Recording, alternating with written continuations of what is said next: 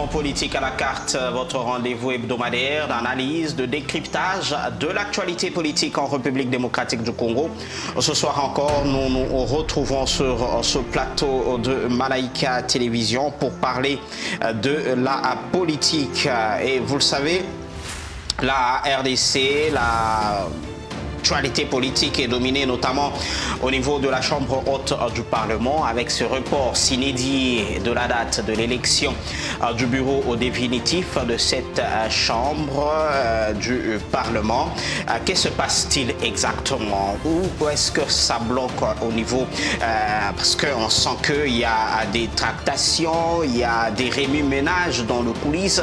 Qu'est-ce qui ne va pas exactement? Est-ce que l'Union sacrée est en train de bloquer sa propre machine? Allons-nous encore assister à cet épisode qu'on a connu avec le gouvernement, la sortie du gouvernement souminois qui a pris plusieurs mois pour être dévoilé? Qu'est-ce qui se passe exactement? Nous allons essayer un peu de parler de tout ça. En deuxième sujet de notre mission, c'est cet accord. Vous le savez, sous la médiation de l'Angola, la République démocratique du Congo et le Rwanda ont signé un accord de cesser les feux, notamment dans la partie est de la République démocratique du Congo. Ce cessez-le-feu devra entrer en vigueur ce dimanche. Sur cette partie, qu'en est-il exactement? Est-ce que c'est le pari gagné de Félix-Antoine Tshisekedi qui demandait de négocier qu'avec le Rwanda directement? Peut-on espérer que cette fois-ci, ce cessez-le-feu sera respecté, contrairement à ce qui a été avec cette trêve humanitaire initiée par les États-Unis qui a été violée à maintes reprises dans cette partie de l'Est? Et enfin, vous savez aussi, l'actualité est dominée par ce qu'on qualifie d'attaque ou de la résidence de l'ancien président de la République démocratique du Congo, le sénateur à vie Joseph Kabila. Cette attaque qui a été perpétrée au moment où son épouse Olive Lembe Kabila était dans sa résidence de GLM. Selon plusieurs sources, on citerait les jeunes de l'UDPS, notamment de Force du Progrès, ces jeunes de Force du Progrès. Qu'en est-il exactement? Est-ce qu'il y a vraiment un conflit ouvert qui est en gestation? Alors, nous allons essayer un peu de tabler sur tout ça, et pour en parler, je reçois ici à ma gauche Sibouabouar Kab. Il est cadre de l'Union pour la démocratie et le progrès social, la UDPS en sigle. Bonsoir et bienvenue dans Politique à la carte. Bonsoir, Monsieur Narcisse. Merci de l'invitation à Malaika Radio et Télévision pour l'honneur. Aimer le Congo, aimer les Congolais, c'est par cela que nous allons vaincre tous les défis qui s'imposent à nous dans cette communauté de destin patriotique à laquelle je convie chacune et chacun d'appartenir. Je pense qu'au nom de cet amour du Congo, au nom de cet amour du Congolais, nous nous inclinons aussi devant la mémoire de nos martyrs qui sont tombés, plusieurs millions de Congolais qui ont été fauchés, d'autres qui ont été massacrés, d'autres qui ont été blessés mortellement, d'autres qui ont été violés à la suite de diverses agressions de notre pays par le Rwanda. Nous avions commémoré le 2 août, que les Congolais s'en rendent compte et intériorisent cela, que désormais, nous aurons toujours une pensée pièce à l'endroit de nos martyrs. En face de vous, pour bien sûr équilibrer la vision politique de la RDC, nous avons l'opposition qui est ici représentée sur ce plateau par Alain Walenge. Il est président du Parti Afrique, président national de l'Alliance des fédéralistes républicains indépendants du Congo, en sigle Afrique. Bonsoir et bienvenue dans Politique à la carte. Bonsoir, merci Narcisse, et bonsoir à tous les nombreux téléspectateurs qui sont en train de nous suivre en ce moment à travers la République démocratique du Congo, pourquoi pas dans le monde entier. Nous disons bonsoir, nous sommes là pour partager et pour débattre sur des questions que vous avez déjà soulevées d'entrée de jeu. Et nous disons, nous sommes là pour apporter la lumière sur quelques points qui échappent à la conscience de la population ou des nombreux téléspectateurs qui auront à nous suivre. Merci. Voilà, donc le décor est planté, la majorité de l'opposition sur ce plateau, on y va avec le tout premier sujet. Alors, le Sénat, aujourd'hui, on ne sait pas à quelle date on aura finalement le bureau définitif parce que l'élection a été reportée. Sine die, il n'y a pas de date. On parle déjà des tractations ou des réunions au sein de l'Union sacrée pour essayer de désigner finalement les membres de ce bureau définitif. Il y a, ça parle dans les réseaux sociaux, on entend, il y a l'UDPS par exemple qui est contre cette candidature de Samalou Kondé à la tête de cette institution. En tout cas, ça tire à boulet rouge et au sein de l'Union sacrée. Simon Bouakab, qu'est-ce qui se passe exactement? Est-ce que finalement l'Union sacrée devient toxique à elle-même? Vous ne savez pas, voilà, la machine est grippée, vous ne savez pas avancer. Bien sûr, merci pour la question, M. Narcisse, et bonsoir à toutes celles et ceux qui nous suivent et nous regardent. Je pense que la question devrait être abordée de manière très globale. Notamment, le piège, moi je le vois dans la rédaction du règlement d'ordre intérieur de la Chambre haute, c'est-à-dire du Sénat de la République démocratique du Congo. C'est quoi ce que je considère comme étant un piège? Un piège. C'est quoi le piège? C'est l'écriture même de l'article 26 alinéa 4 du règlement d'ordre intérieur qui dispose que la répartition des postes attribués à chaque famille politique qui compose notre institution, c'est-à-dire le Sénat, devrait être discuté selon l'importance et le nombre qui revient à chaque famille politique dans le bureau définitif. Autrement dit, ce n'est que logique, c'est le poids politique. Non, mais ce n'est pas au règlement d'ordre intérieur de définir le poids politique alors qu'on parle des élections.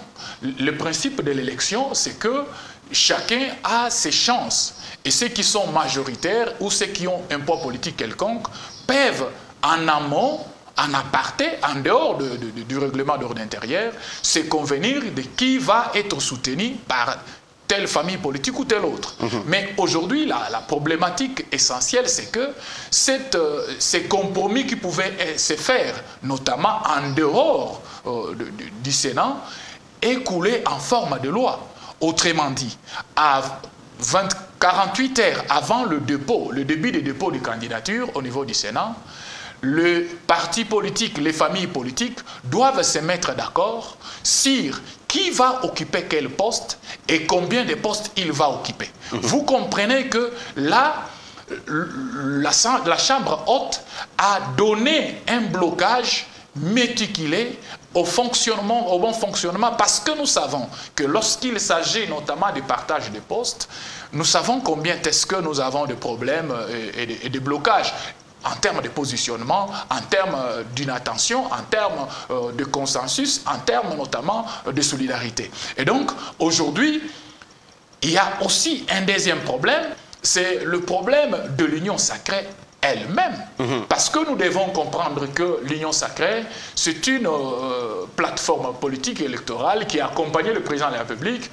lors de ses mandats. Mais cette union sacrée aujourd'hui est en souffrance, comme on peut dire, un géant au pied d'argile. D'un leadership qui puisse épauler le président de la République. Je l'ai toujours souligné ici sur ce plateau et ailleurs, que celui qui pouvait bien assumer l'intérim ou qui pouvait jouer au sapeur-pompier, ça devrait être naturellement le responsable de l'Union pour la démocratie et le progrès social, l'UDPS de notre parti, qui s'avère être aujourd'hui, même en contestation, M. Augustin Kabouya. Mais regardez que M. Augustin Kabouya a montré ses limites en termes de compétences, en termes de gestion, d'abord de l'UDPS, mais également en se projetant, on voit qu'il y a des difficultés énormes à dégager des consensus. Aujourd'hui, ils se tablent, ils se parlent beaucoup de choses. Mais nous devons comprendre qu'il est important, parce que je l'ai entendu, je l'ai appris, que mon parti, l'UDPS, voudrait avoir le poste de premier plan au niveau du Sénat, ce qui est tout à fait légitime. C'est un rattrapage des dernières minutes, alors que nous avions été le dindon de la farce, on doit les reconnaître, dans bien des cas au niveau des élections, que ce soit sénatorial ou que ce soit des gouverneurs. Pour ne parler que de ce cas du Haut-Katanga, vous comprendrez que l'UDPS qui a 10 élus provinciaux n'a eu qu'un seul sénateur par mode de la proportionnelle. C'est que si on n'avait pas adopté le mode de la proportionnelle, l'UDPS aurait eu 0 député et 0 sénateur alors qu'il a 10 élus ici à Lubumbashi. Très bien. Deuxième chose, c'est que je finis par là. Oui. Je finis par là pour dire que lorsque vous regardez même l'élection du gouverneur de province, vous comprendrez que l'UDPS et sa mosaïque légitime qui est des RTC, qui ont à elles deux 18 députés, s'est fait chipper les postes du gouverneur de province pour ne jouer que le dindon de la farce, comme je vous l'ai dit. Donc, vous comprendrez qu'aujourd'hui, le plus grand problème, au-delà du problème du règlement d'ordre intérieur, il faudrait que l'UDP se rattrape, même si, là aussi, nous n'avons pas confiance du tout à nos élus qui ont toujours fait des choses qui ne cadrent pas avec les intérêts du parti. Alors, Alengue, quand vous suivez au cadre de l'Union sacrée, voilà, étaler tout ce qui vient de se dire, vous, quand vous êtes de l'autre côté, vous les regardez, vous vous dites quoi? Déception totale. Et c'est malheureux pour ces partis qui pourtant se bombent la poitrine pour dire qu'ils ont passé 37 ans dans l'opposition. Et nous osons croire que les 37 ans, comme ils le disent souvent, ce n'était qu'une poudre aux yeux parce qu'arrivé au pouvoir, on voit le contraire. Parce que les gens qui ont passé plus de temps dans l'opposition devaient avoir déjà quelque chose pour qu'un jour où ils seront aux affaires, qu'ils puissent corriger ou bien améliorer. Imaginez, aujourd'hui, nous sommes en 2024, au mois d'août. Ce que nous avons vécu au mois de juin, au mois de mai, ça continue, c'est-à-dire que c'est dans leurs habitudes, c'est dans leur ADN. Ce sont les gens qui n'étaient pas préparés pour gérer la chose publique et surtout les grands Congo. Et aujourd'hui, devant les faits, ils sont là en train de s'embrouiller. Nous regardons et puis nous disons, bon, c'est ce que nous méritons parce que chaque peuple mérite ses dirigeants. Et pour le moment, ce sont ces dirigeants-là que nous méritons par rapport à tous ceux qui sont en train de faire. Imaginez, pour l'élection sénatoriale, nous avons eu à suivre dans leur camp, nous présenter les tickets qu'ils avaient déjà désignés pour assumer différents postes dans les bureaux sénatoriales. Mais aujourd'hui, après quelques heures, on nous dit non, on a reporté les élections pour, c'est pas, des raisons qu'ils avancent, des raisons qui ne tiennent pas debout, alors que nous savons, c'est dans leurs intérêts égoïstes que ce report a été fait et bien organisé pour essayer un peu de changer de pions. Parce que, comme vous le savez, il y a là les non-dits que nous aussi, on n'a pas le pouvoir de divulguer ici. Du moment où tout le monde sait que ce qui se passe là-bas, c'est autre chose que l'élection du bureau du Sénat. Parce que nous savons que les désordres qui les caractérisent n'ont pas commencé aujourd'hui. Vous allez vous souvenir avec l'élection du Parlement, avec le président, M. Vital Kamerhe. Vous avez suivi, vous avez vécu les théâtres qui nous ont vraiment mis en haleine avec la sortie du gouvernement. Donc ce sont des gens qui n'étaient pas prêts pour gérer la République. Donc c'est une charge qui est au-delà de leurs efforts, il faut comprendre, parce que vous savez, c'est toujours des contradictions, c'est toujours des tiraillements à leur sein Vous voyez, bon, il n'y a pas de responsable, il n'y a pas de leadership. Et même, d'ailleurs, mon co-débatteur vient de les soulever. Ils n'ont pas le leadership pour conduire l'action, pour amener les troupes là où ça devait être. Il vient de soulever le problème de Kabouya, vous savez. Donc, ils exportent leurs problèmes dans leur camp pour les mettre dans la gestion de la République. C'est ce qui est décevant, ce qui est malheureux pour un pays qui peine à se développer, pour un pays qui connaît beaucoup de problèmes. Nous avons des massacres à l'Est, nous avons la guerre, nous avons des problèmes dans les ménages, nous avons beaucoup de problèmes qui demandent des solutions, qui attendent des solutions, mais eux, ce qui nous présente, c'est le théâtre, c'est la guerre de positionnement, c'est pas les reports aujourd'hui, les reports demain, parce que nous savons qu'avec tout ce que nous suivons, dans leur camp d'ailleurs, nous avons présenté les tickets, c'était Samaï qui devait être le président du Sénat et ainsi de suite avec les bureaux, mais tout d'un coup, ils ont changé. Pourquoi? Parce qu'il y a quelque chose qui se cache derrière tous ces reports. Il y a quelque chose qui se cache derrière tous ces reports. Est-ce que, voilà, par rapport à tout ce qui vient d'être développé, est-ce que ce qui se cache tout derrière ce report, ce n'est pas, voilà, l'UDPS qui s'érige en trouble fête au sein de l'Union sacrée? Non, mais écoutez, je voudrais d'abord reprendre quelques choses que M. Alenga a avancé sur ce plateau.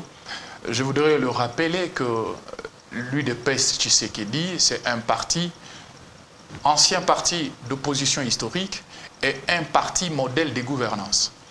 Deux éléments très importants. Mais vous êtes aux exemplarité. Exemplarité. Bien sûr, nous sommes aux affaires. Nous sommes aux affaires. Veuillez prendre votre de gestion. C'est l'exemple de gestion. Les 5 ans passés nous en dit plus. Lorsque nous parlons du mandat passé, regardez, nous sommes en état d'agression de notre pays depuis 2021.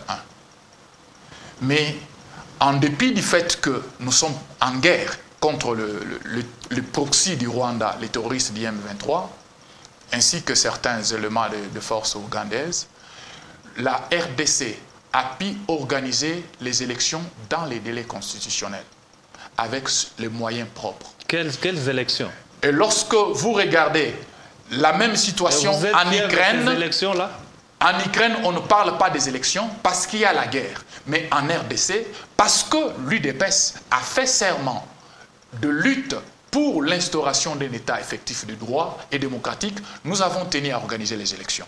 Et ces élections ont vu la victoire écrasante du président Tshisekedi, la réélection avec près de 73% de votes. Et vous en êtes fiers? Qui est le fruit, ce pourcentage est le fruit de son action en tant que président de la République. Je ne voudrais pas revenir ici sur la gratuité de l'enseignement. Je ne reviens pas sur le fait que Félix Tshisekedi, c'est le premier président de ce pays à avoir initié et construit plus de 5 universités modernes pour les Congolais. Je ne vous rappelle pas République que, démocratique du Congo ou bien hier? Je vous parle de l'université officielle de Mbujimaï, je vous parle de l'université de Kananga, je vous parle de l'université de Bounian, je vous parle de l'université l'INBTP de Kinshasa, je vous parle de l'UPN de Kinshasa. Ce sont des universités viables, équipées. Des universités viables et qui sont en construction et d'autres qui sont ministériels qui... Non. Voilà pourquoi nous disons, je vous parle du programme 145 territoires où dans chaque territoire de la RDC, nous avons connu pour la première fois la construction de bâtiments administratifs. Nous connaissons aujourd'hui la construction de plusieurs écoles et plusieurs centres de santé, et sans compter sur d'autres choses. Maintenant, pour revenir, parce qu'il a pensé, imaginez que l'UDPS n'était pas un parti de gouvernance. Mais qu'est-ce qu'a amené l'UDPS comme changement? Vous avez évoqué l'exemple de l'élection au niveau de la Chambre basse. Nous avons mis un terme à la perception, à la conception des autorités morales, où un monsieur pouvait être un président de la République soit-il, devrait avoir la lassitude de désigner tous les animateurs des institutions. Mais avec l'UDPS, nous avons laissé la lassitude à chaque institution de s'organiser et à autonomiser, à indépendantiser les acteurs politiques. Voilà pourquoi, on revient au Sénat. À ces élections ici du Sénat, le président de la République ne veut pas s'immiscer au fonctionnement interne de la Chambre haute du Parlement. La parole. Vous avez dit que le président de la République ne veut pas s'immiscer, mais lors de son passage ici à Lubumbashi, avec les notables Katangé, qu'est-ce qu'il avait promis à ces notables-là? Voilà. Vous dites qu'il ne veut pas s'immiscer, mais il s'est immiscé. Parce qu'il a une chose, s'il vous plaît, une chose, en démocratie, laissez-les finir avec... En démocratie, je vous apprends ceci, Monsieur le Président national de l'Afrique, en démocratie, vous pouvez avoir un choix. Il n'est pas interdit au président de la République de jeter son dévolu sur un candidat ou un autre. Non, avoir un choix. Parce que ça, c'est la deuxième fois. La première fois avec si ce n'était pas, si c'était de la dictature, on n'aurait dit pas, on n'aurait pas dû.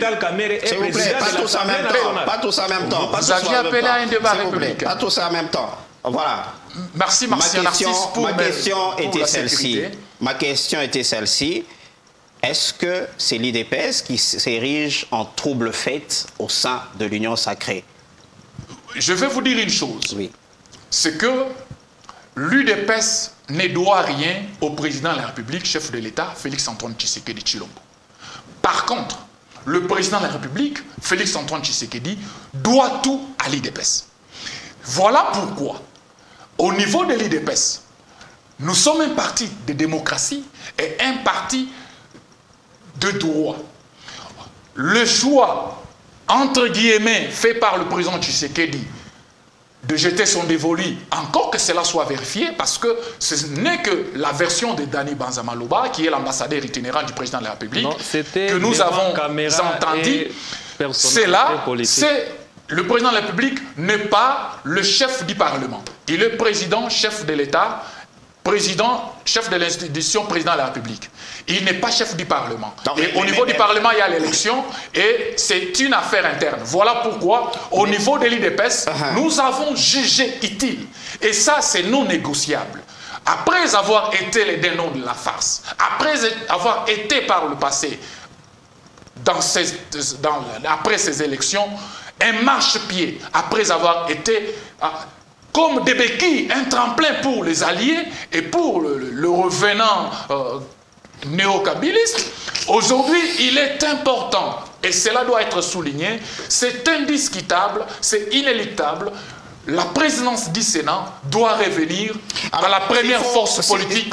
S'il faut revenir... Au niveau de la Chambre haute, qui est l'UDPS et sa mosaïque. S'il faut revenir à la question de poids politique, tel que vous l'avez lu dans ce règlement en ordre intérieur, aujourd'hui, vous n'allez pas nier le poids politique de Samadou Kondé au sein de l'Union sacrée. Bien sûr, au niveau de l'Union sacrée. C'est là qu'il y a la confusion. Ne mêlons pas la paille au froment, ne faisons pas la confusion.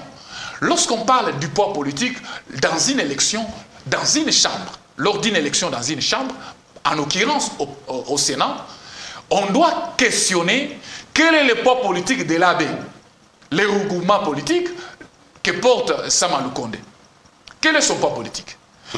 Imaginez-vous, moi j'ai comme l'impression que nos amis qui sont avec Sama sont égoïstes et ingrats. Pourquoi? Lors du changement de la majorité et de la fin de la coalition FCC-Cash, ACO, le parti de Dani Banza, ne comptait que 2 députés nationaux.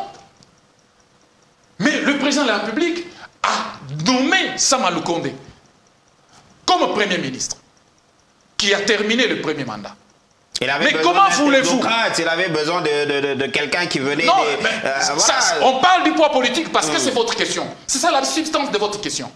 Comment voulez-vous que ces partis qui ne méritaient pas du point de vue du poids politique, parce que l'UDPS en son temps avait plus de 35 députés nationaux, alors que ACO avait 2 députés.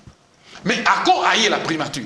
Comment ce parti politique qui a eu autant ces grands privilèges peut aujourd'hui se permettre d'énarguer l'Union pour la démocratie. De 2023, et à ces élections, on parle de force la paix n'est pas sur la force principale de l'Union sacrée au niveau du Sénat. La première force politique de l'Union sacrée au niveau du Sénat, celui des PES, suivi de sa mosaïque. Et donc, nous devons tenir compte du poids politique et que ce poids politique désigne naturellement, légitimement, l'UDPS comme celle-là qui doit assumer les postes du président du Sénat et des postes de premier plan au niveau de cette chambre. Parce que, je le dis, c'est un rattrapage des dernières minutes et c'est là... Avant de donner la parole à Lenwalingue, est-ce que vous ne trouvez pas que voilà, vos guéguerres, votre guerre de positionnement est en train de fragiliser la République entière? Parce qu'aujourd'hui, on va hors délai, on ne sait même pas quand est-ce qu'il y aura élection au niveau du Sénat. Est-ce que vous ne trouvez pas que vos dissensions au sein de votre famille politique impactent le bon fonctionnement des institutions? Relativisons les choses. Relativisons les choses. La Constitution stipule que le bureau définitif de l'Assemblée du Sénat ne peut être installé qu'après rédaction du nouveau règlement d'ordre intérieur et sa validation par la Cour constitutionnelle. Il n'y a qu'une semaine seulement que la Cour constitutionnelle a validé le règlement définitif de l'Assemblée du Sénat. Et donc, il n'y a pas de blocage outre mesure. Et nous ne devons pas avoir la culture de la dramatisation des faits.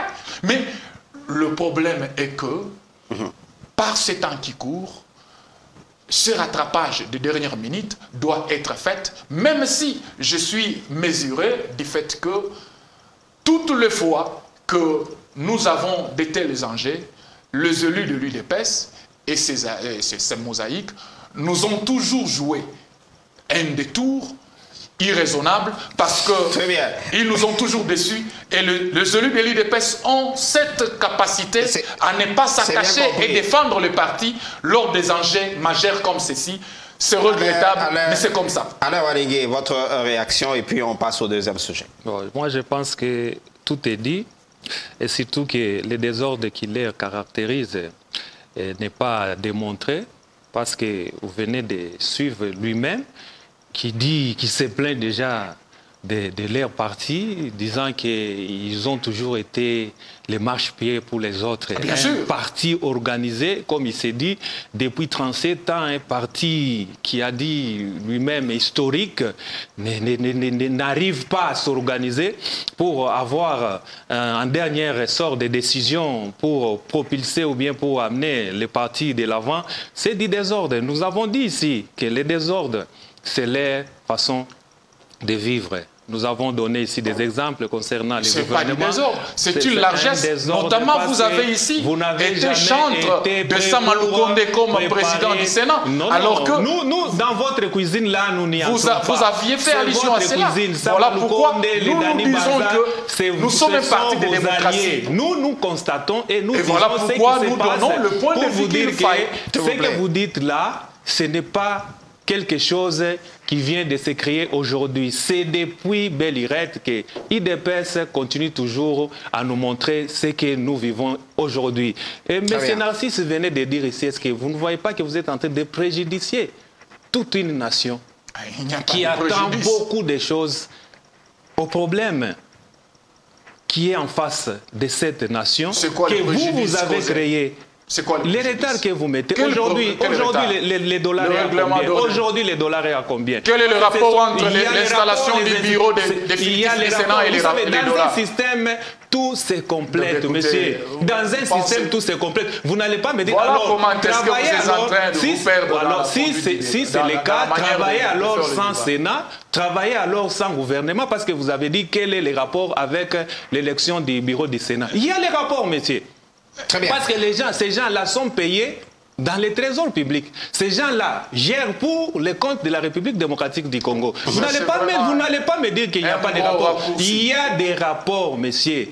Ce qu'il faut retenir à ce stade, c'est que vous n'êtes pas prêt pour gérer les pays comme les Congo. Vous êtes évoluer avec l'émission. On passe au deuxième sujet. Vous aurez le temps, si vous voulez, de revenir sur tout ce qui a été dit.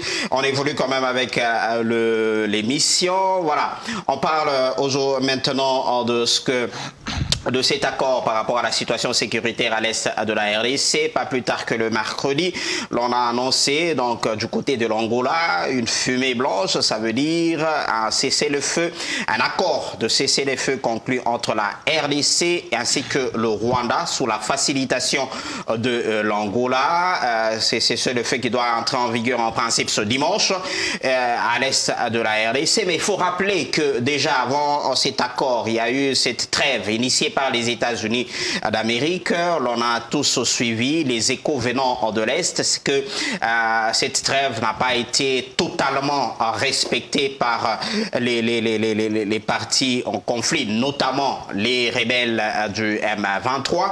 Alors, aujourd'hui, est-ce qu'on peut dire qu'avec cet accord direct entre les deux États, ça veut dire la RDC et le Rwanda, comme je l'ai dit en l'entame, Félix Tshisekedi est en train de gagner son pari et quand il disait « je ne peux négocier qu'avec le Rwanda, qu'avec Kagame directement ». Et aujourd'hui, est-ce qu'on peut dire ces choses faites, on peut espérer quelque chose de ça? Bien, merci. Il faut relativiser la chose parce que parce que cette émission a un caractère pédagogique. Tout à fait. Il faut peut-être fixer l'opinion en disant que ce n'est pas le premier round, ce n'est pas le premier communiqué. D'abord, nous avions dit deux processus. Le premier, c'est le processus de Nairobi, lequel processus, le président de la République, lors de sa récente sortie médiatique, il a critiqué la gestion d'un processus mort, du fait que M. William Ruto, qui est le parrain de ces processus, a pris fait et cause pour l'agresseur, c'est-à-dire le criminel multirécidiviste, génocidaire, le président Paul Kagame. Et donc, aujourd'hui, après le processus de Nairobi, qui faisait en sorte que tous les groupes armés de la RDC avaient convenu de se mettre autour d'une table, de déposer les armes et d'intégrer le programme de démobilisation et réinsertion communautaire, lequel processus a connu un seul réfractaire qui était le mouvement du 23 mars, aujourd'hui qualifié de groupe terroriste. Cela doit être acté, soutenu par le Rwanda. Et c'est comme ça que pour ramener le M23 et le Rwanda dans le processus de Nairobi, il a été initié le processus dit de Luanda où le médiateur désigné était Joao Lorenzo. Et lors de ce processus, nous avions connu la première discussion directe entre le ministre des Affaires étrangères, entre le ministre des Affaires étrangères de la RDC et du Rwanda, entre le président Kagame et le président Tshisekedi en Angola. Et à l'issue de cette rencontre, il y a eu un communiqué, un chronogramme de l'application, une feuille de route, voulais-je dire. Laquelle feuille de route stipulait, donnait les dates bien fixées de cantonnement, d'abord du cessez-le-feu, du cantonnement de troupes du M23, de leur désarmement et de leur démobilisation et réinsertion communautaire. Malheureusement, parce que Paul Kagame, c'est sachant qu'il doit ne trouver sa survie que sur le pillage et les vols systématiques de nos minéraux, avait torpillé ces processus en disant à ces proxys qui sont les M23... En fait, on doit aller rapidement. Ça, c'est l'aperçu historique de la chose. C'est parce qu'il faudrait revenir sur l'ensemble afin de permettre à nos téléspectateurs de saisir la pertinence de la chose. Aujourd'hui, on est à ce fait-là, à cet accord-là. Cet accord, il est fragile. Il est fragile, pourquoi? Parce que,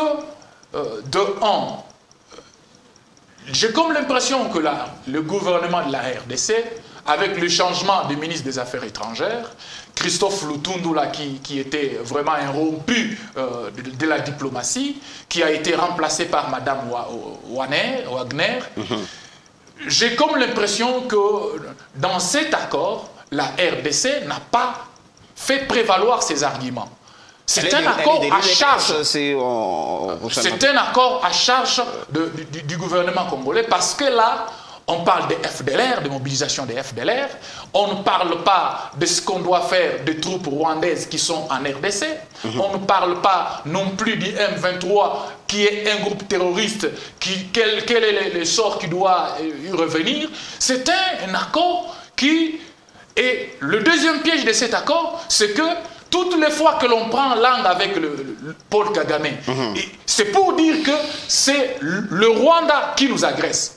Et à la fin de compte, Paul Kagame suscite ses poursuites pour dire non, ce qui a été signé en Nairobi, à Luanda ne nous concerne pas parce que nous n'étions pas partie prenante. Vous comprenez, nous sommes dans un jet de dupe qui ne dit pas son nom. Vous êtes sceptique. Je suis très sceptique parce que cette fois-ci, d'ailleurs, cet accord ne donne même pas le chronogramme. Qu'est-ce que nous devons faire? Quelles sont les étapes à atteindre pour arriver à quelque chose de très concret? Adam Alengue, votre lecture par rapport à cet accord-là, finalement, on peut espérer la paix à l'est du pays. Oui, mais c'est Narcisse. Avant d'abord d'entrer dans ces sujets, j'aimerais d'abord revenir juste pour 3 secondes pour les sujets que nous venons de... Très rapidement. Très rapide. Vu les désordres que nous présentent nos amis ici du pouvoir, raison pour laquelle nous, Afrique, Alliance des fédéralistes et républicains indépendants du Congo, nous prenons le fédéralisme pour mettre un terme à tous ces désordres et puis donner la chance à notre pays de se développer et d'avoir quand même une question. Dans le fédéralisme, il n'y aura pas de partis politiques? Il y aura des partis politiques, mais alors, quel est le rapport? C'est une forme bien structurée pour que quel est le rapport entre le fédéralisme et la gouvernance au sein du parti politique et commencer le développement à la base.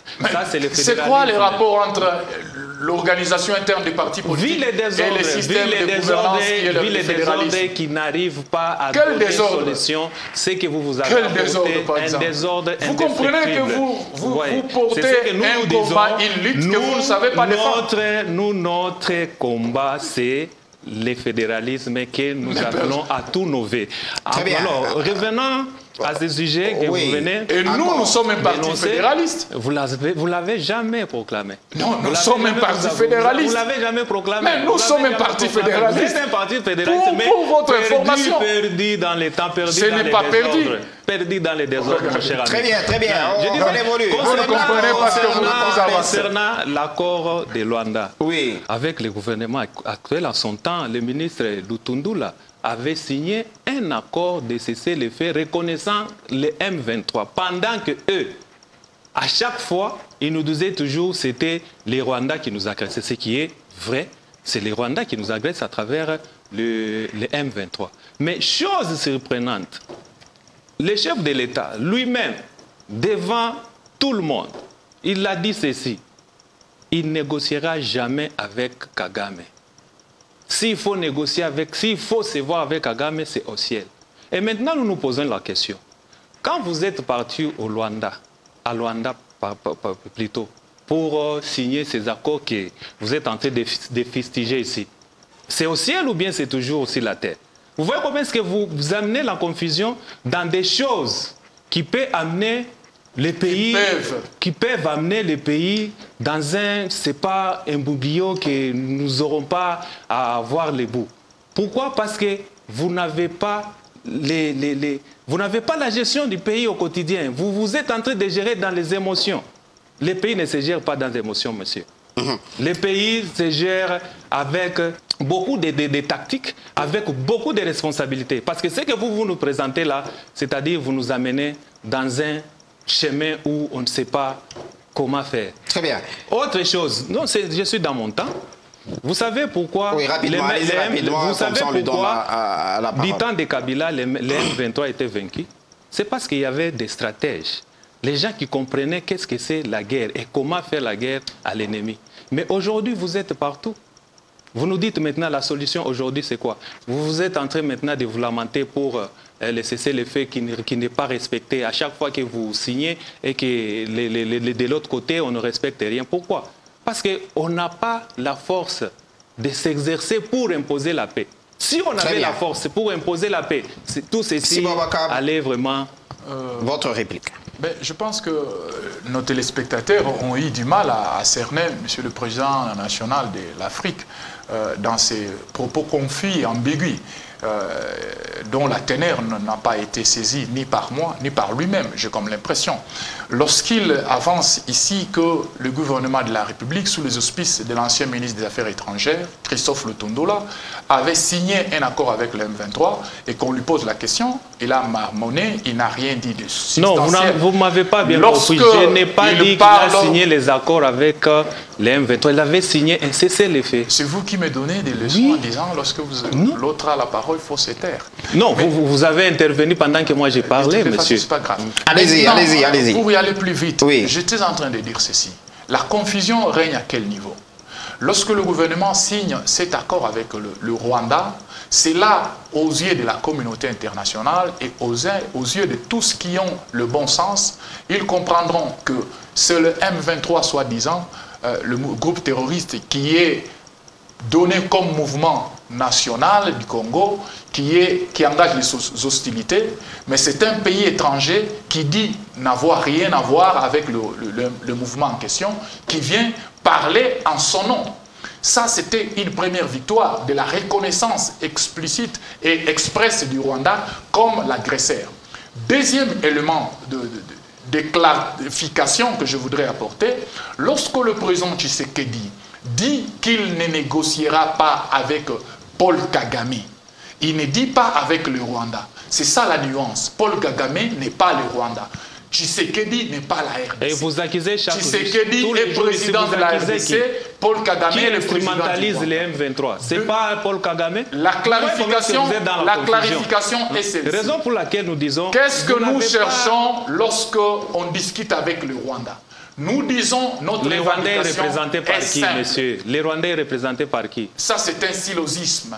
Lorsqu'on parle de négocier, Tshisekedi et Kagame, c'est deux individus, deux personnes. Avec les Rwandais.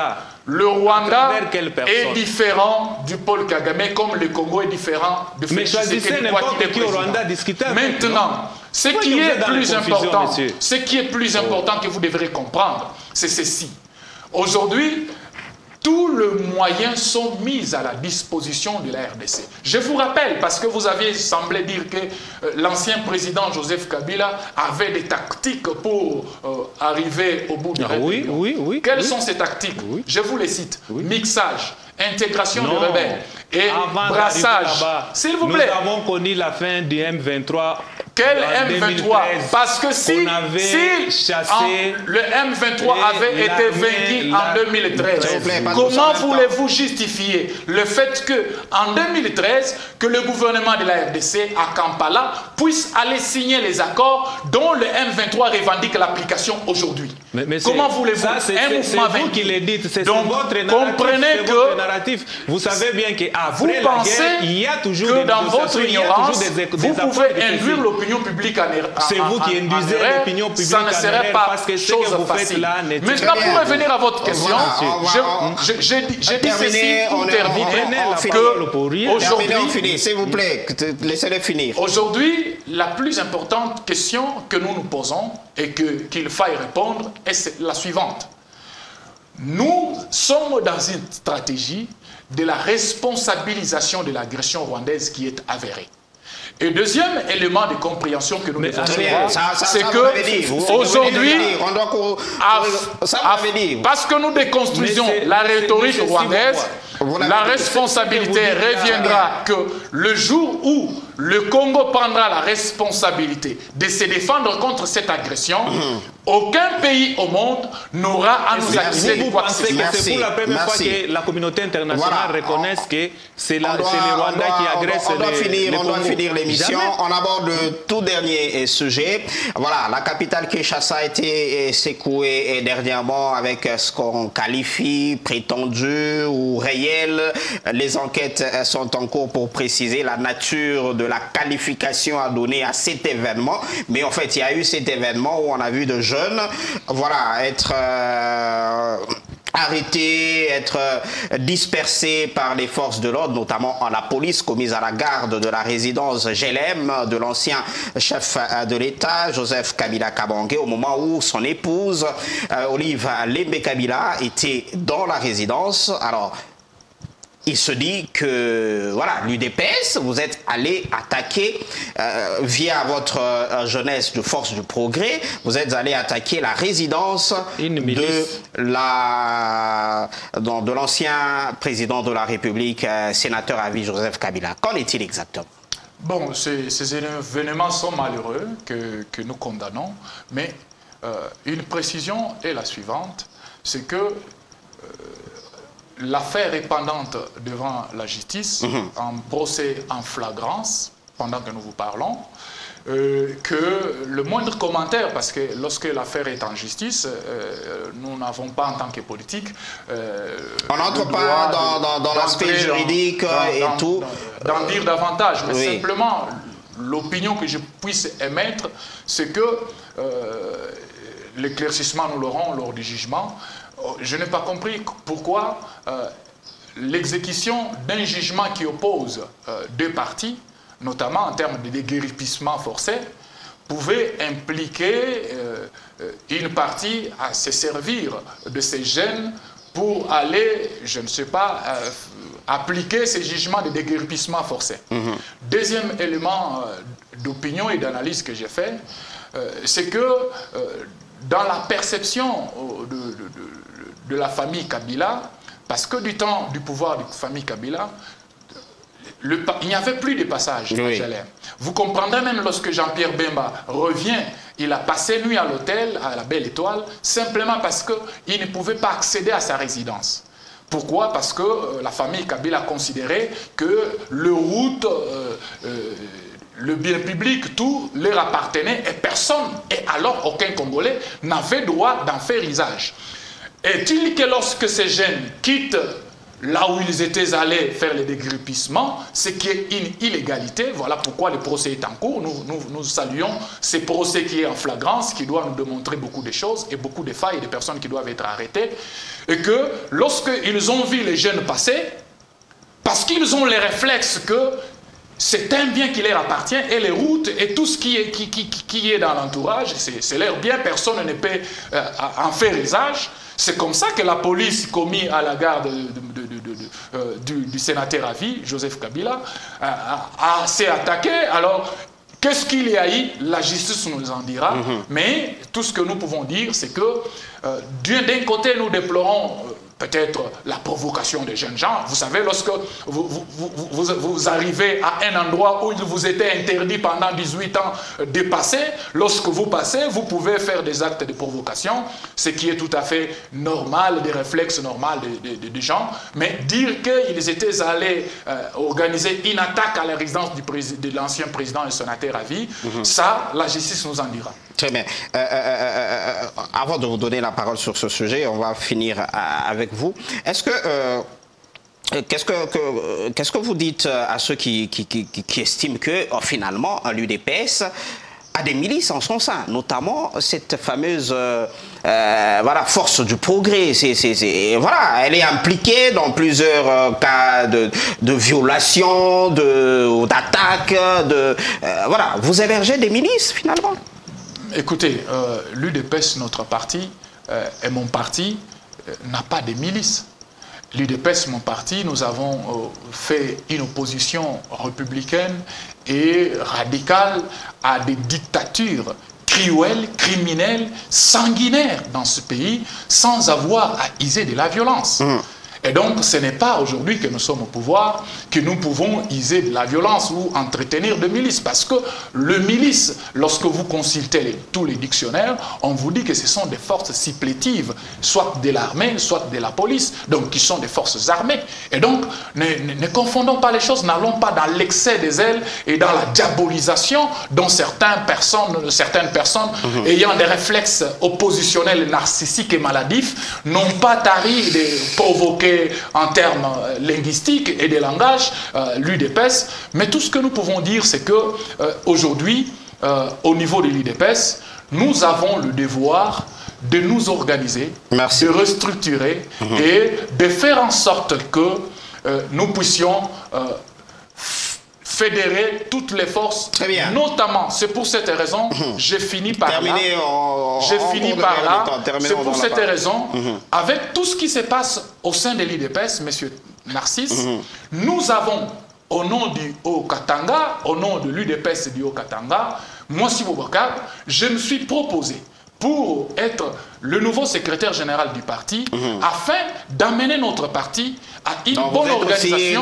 Dans l'aile anti-Kabouya. Dans une bonne organisation qui ferait en sorte que le parti retourne à l'ordre statutaire, qui fera avancer beaucoup de choses, notamment à mettre l'ordre dans ce que nous considérons comme le quoi qui se passe. Vous voyez déjà que ce que je disais tantôt là, c'est confirmé par lui-même par rapport à ces arguments qui viennent d'avancer ici.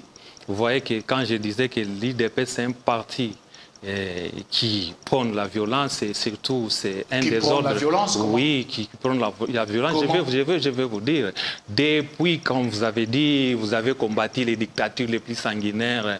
Bien sûr. Avec quel résultat? Avec quel résultat, monsieur? Le résultat, c'est que nous avons vaincu ces dictatures. Ces lâches dictatures, nous les avons vaincues. Vous l'avez jamais vaincu. Nous avons vaincu la dictature de Kabila, de Mobutu. Nous avons vaincu la dictature de Mouzé Kabila. Nous avons vaincu la dictature de Joseph Kabila. Les Congolais qui s'étaient mis debout. C'est nous qui avons été le fer de lance du peuple congolais. Double G, monsieur, depuis Mobutu. Il n'y a pas eu de double G. Vous avez joué les double G. Il n'y a pas eu de double G. Nous nous sommes assumés et nous avons amené le peuple à se révolter démocratiquement contre les différentes dictatures. S'il vous plaît, laissez-les finir. Vous avez eu votre temps, laissez-les finir aussi. On va conclure. N'a vaincu une dictature ici en République démocratique. Et pourtant, nous avons vaincu la dictature de Joseph Kabila. Vous avez créé l'impair. Vous avez fait semblant de combattre l'impair jusqu'à ce que Mouzé Kabila est venu pour mettre l'impair hors d'état de nuit. L'impair était déjà fragilisé. Je vous rappelle ça. C'est vous qui avez créé l'impair. Nous avions fragilisé Mobutu à l'interne. C'est comme ça que vous êtes venu avec le marionnette qu'il a mené avec lui. C'est avec Mouzé Kabila et Joseph Kabila que on est à la fin de l'émission. Comme vous avez la parole, concluez par rapport à l'émission. Non, je n'ai pas encore... Allez-y, on doit finir, on court derrière le temps, on est obligé, désolé, on il est mal à l'aise quand on cite son parti, surtout dans le parti des autres. Je disais ceci, tout ce qui s'est passé à GLM, c'était quelque chose qui a été prémédité et une provocation de plus. Pourquoi? Parce que nos amis ici, dans leur gestion qu'ils ont aujourd'hui, avec les détournements, tout ce qu'on connaît, avec les challenges qu'ils sont en train de faire jour et nuit pour prendre l'argent des contribuables, un parti qui fait la guerre en même temps qu'il fait la reconstruction du pays. Vous voyez maintenant ce qui nous démontre. Donc leur problème, la faute, c'est toujours les autres. C'est vous qui êtes à la gestion, c'est vous qui avez la manette du pouvoir. Vous allez provoquer les gens qui n'ont rien à voir avec le pouvoir. Merci. Le fait qu'ils ont...